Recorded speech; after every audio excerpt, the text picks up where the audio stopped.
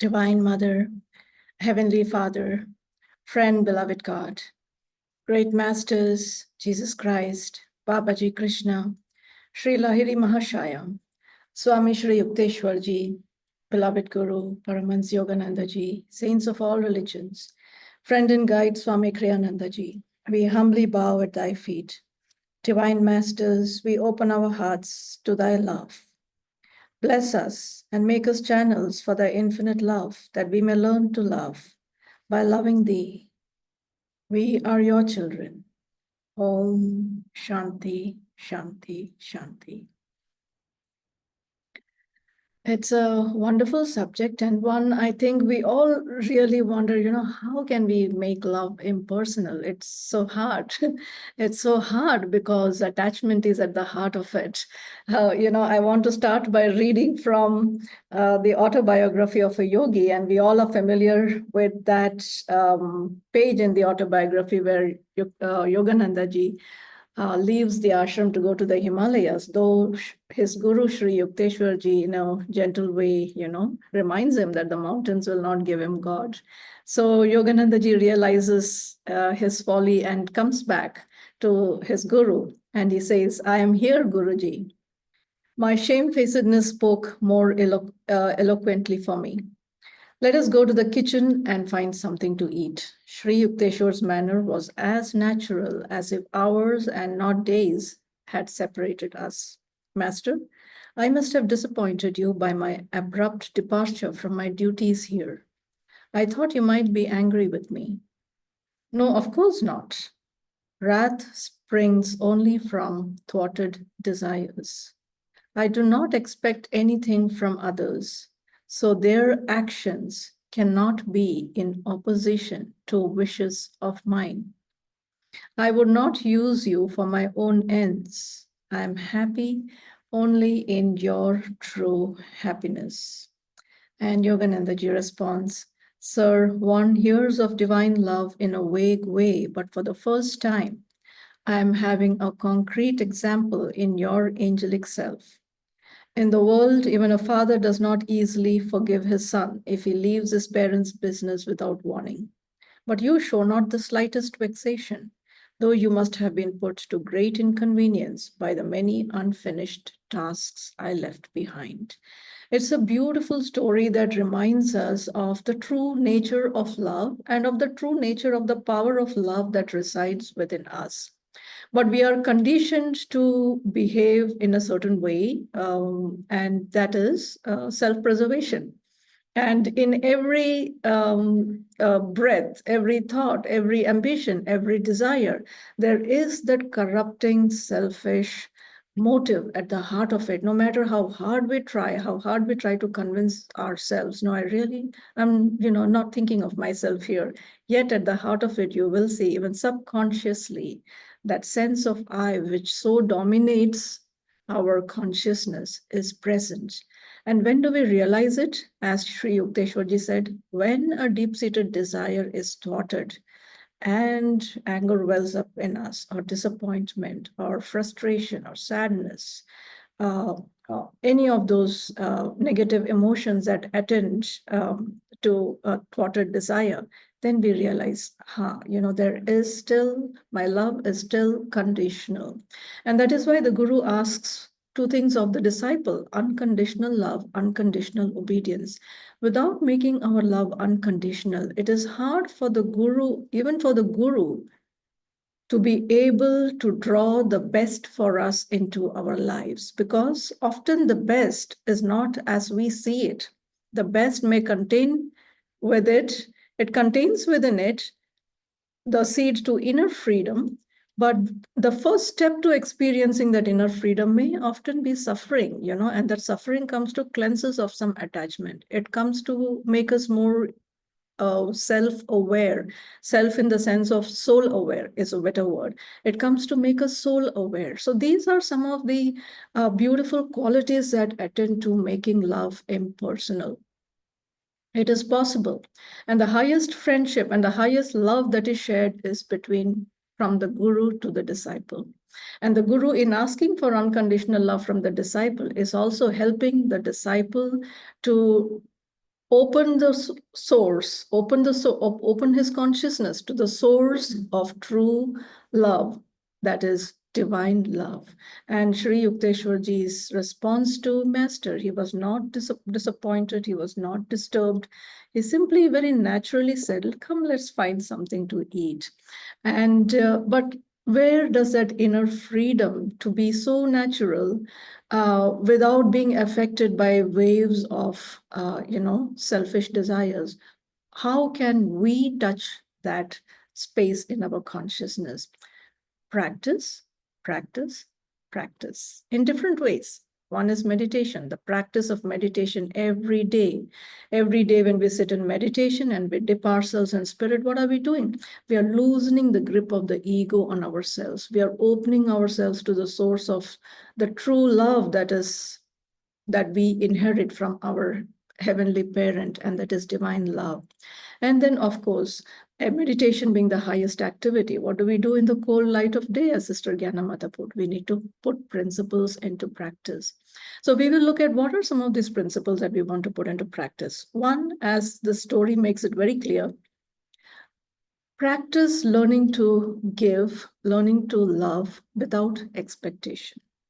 The moment you catch yours, even a little selfish motive, even a little sense of I in your expression of love to your and to your closest ones, to friends, to anyone there, even if you notice a little presence of the I, make yourself use an affirmation, make yourself aware that the love that is in me comes to me from God, and I want to offer it back to God. So offer that love, even if it be corrupted by the I. Offer it back to God. Say a prayer for purification. Prayer is very important, friends. While we struggle to release our consciousness from the grip of the ego, prayer becomes a very strong, powerful tool, because we need the power of somebody stronger than us. We will not be able to release ourselves from the grip of the ego. So it is good when we recognize that, I'm trying my best to get out of this, to get the I out of this, but I'm feeling helpless. As Christ would say, when a saint prayed to him and he said, "Lord, I'm trying my best to keep these unkind, unholy thoughts from my consciousness, but they just surround me all the time and I'm not able to get rid of them." And Christ says, "Don't worry about it, my daughter. It's a good way to remind ourselves of our littleness, of our nothingness, and pray to me." And so likewise, we don't need to feel guilty, we don't need to feel disappointed or helpless. Very calmly, whatever that thought may be, unhelpful, unhealthy, just offer it back to God and say a prayer to God. But practice, trying to get out of conditions, practice negating any expectations that we have when we offer our love. So that would be one way to do it. Second, one is acceptance of things as they are, things and people as they are, and non-attachment is very important, because our ability to love without condition is constrained by our attachments. Where there is condition, there is an attachment. So practice learning to let go. Hongso is a very powerful practice in learning to let go. So learn to let go. Do a little bit of Hongso when you're trying to practice letting go of something that is very strong in your heart. Do a little bit of Hongso and then observe that little desire or that attachment, and visualize that as a seed within you. Bring that seed up through your breath, offer it at this point between the eyebrows into the light, and see that seed roasted in that fire there. That's also a good way to practice releasing attachments. And then sometimes you just have to be a warrior. Choose the opposite. For example, if you are attached to a particular dress that you like and a color, maybe just take it and give it to somebody else. And even if you struggle with the loss of it, as your prime possession for some time, it's okay. Grapple with it for some time, and in time you will see Something else has taken its place. So also control what takes its place. Somebody was in one of our classes was saying, when we get married, when we have children, then our attachment towards parents reduce, and then but our attachment to children begin to become strong. So what do we do? How do we give up this attachment? I said, you said it yourself. You have to find a replacement. And you have to replace it with love for God. And that is the only solution to everything. You have to replace it with love for God. And that is why we have a very personal form of God that we love worshiping, that we love offering ourselves to. Visualize the master in the place of any person or thing that you have an attachment to. In your heart, offer it back to the masters. Then we also have to realize, it's a love that is given from soul to soul. Swamiji writes about this story where they observed master giving special love and attention to a couple that had come to the ashram, and to the exclusion of others. And over a period of time, the lady begins to develop a little pride because of all the attentions that she's getting from master. And Swamiji said he would often notice master inwardly. In his eyes, you could see that little regret that she was not able to recognize that the love that master was trying to offer to both of them was spiritual. He saw spiritual potential in them, and he was trying to draw them in. So in time, inwardly, he began to withdraw that love because he saw that they were not able to receive it in the right consciousness. Many a times, we miss the presence of God's love in the way we would like to experience it because our consciousness is not ready to experience that love. So we just need to continue practicing cleansing, consciously offering ourselves to the master. So this is a wonderful story where, master shows us that, the love that I bear for you is for your soul, not for your particular personality, not for what you may have given me or any favors done towards my work or towards me. No, it's from my soul to your soul. And we too want to practice that soul awareness that when we share love with our children, with our friends, family, the world, take a brief moment, take a deep inspiration. Remember that God from thee to thee, God serving God, God loving God. These are conscious practices. They will not come naturally until we have practiced it for quite some time. And then I will close with this because of lack of time. There are many aspects we can consider about this, and maybe we can extend into another session. But I want to share about, remember friends, as Swamiji said, he would often feel this love coming from Master and he would pray, teach me to love as you love. And Master once looked at him and said, how can a little cup hold the ocean? Where we are in our consciousness right now, it's difficult. But as Master said, expand this ocean of the heart, expand this little cup so that it becomes an ocean in order to be able to channel and to be an instrument for that love. Pray to Master, help me to love, or thou love through me. That I want to close with this beautiful story of a saintly Dutch woman. I think some of us may know the story.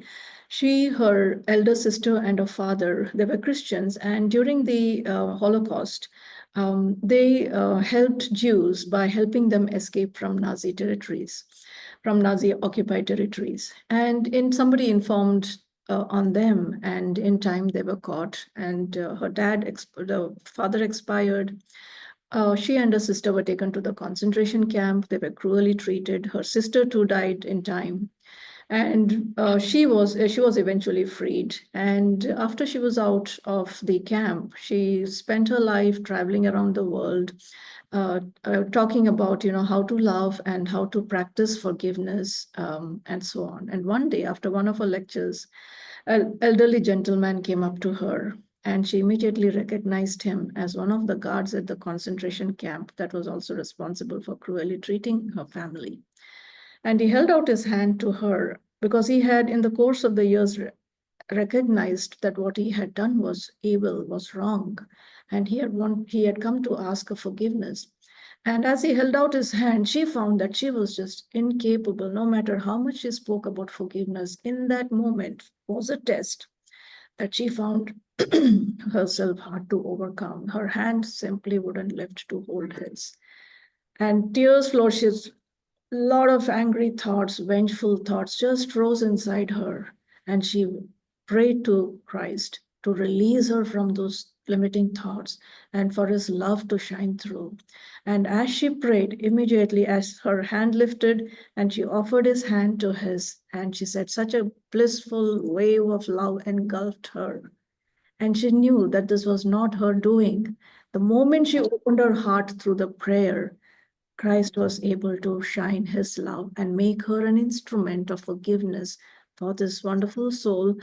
Though in God's eyes, remember, friends, good or evil, all are his children. And so the soul who had come to repentance, he recognized, embraced the soul through the changed heart, instantly, in an instant. You see, God's love works miracles. In an instant, a heart opened and that love poured through.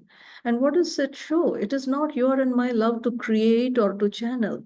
It's a divine love. The source is divine. We can only open the door of our heart so that that love can come in and flow through us. So work on opening the door of our heart again and again. Whenever we find in our, what makes our love very personal is our likes and our dislikes. What we like, we love personally with selfish motive. What we dislike, we hate or, have a resistance to because we don't like it. So whenever we find in our heart the germ of that like or dislike, you know, let us practice soul awareness, remind ourselves that this is an impurity in my consciousness. God, here I give it to you. Let's now take a few moments to share the blessing of divine love with the whole world. The world needs it very much. Each one of us needs it in our lives. Let us see this divine ray of light flowing as love, divine love into hearts everywhere, into every atom in creation, reminding us that we are all united in that one love, one spirit. Rubbing our palms together, let us send out these blessings of love by chanting Om 3 times. Om. Om.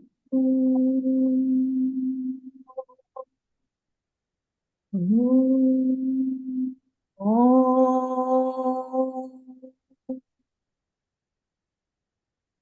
Om.